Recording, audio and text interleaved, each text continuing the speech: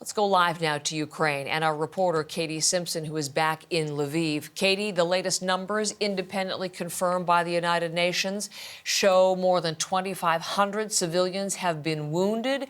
And there you are inside a hospital where people are receiving treatment. So tell us more about what you are seeing and experiencing there this morning. Heather, we can't give any specifics about where we are because, of course, there are deep security concerns. Russia has targeted a number of hospitals and medical facilities, mostly in the east, mostly in the south. But we can only say that we are at a place where people who have been injured in the war are being treated, and it is a hospital. That's as far as we can go. At this hospital, they've seen an influx of patients. We just spoke with a doctor who says they're dealing with patients who have shrapnel wounds, who have gunshot wounds.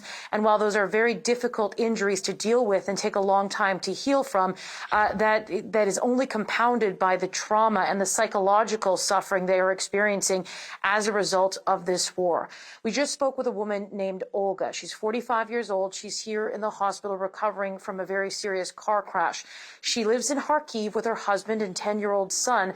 And when the bombing started in her community, her and her husband took shifts sleeping. They were so afraid that if they both slept at the same time, something would happen and they wouldn't be able to react. So they took shifts.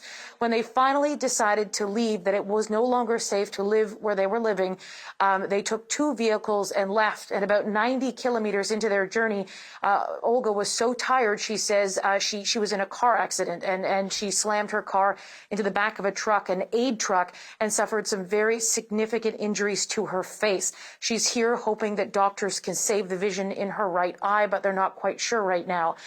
When we spoke to her, she wanted to speak to us because she wants the world to see what is going on in Ukraine, and she wants the world to know exactly what Russia is doing to the Ukrainian people. And she is deeply concerned and fearful for the future of her country. But right now, she's focused on her own health, on getting better, getting the surgery that she needs so that she can recover and take care of her son. Katie, the effort to get more civilians to safety, especially from the eastern part of Ukraine, ahead of that expected Russian offensive, what do we know of any humanitarian corridors, any exit efforts this morning?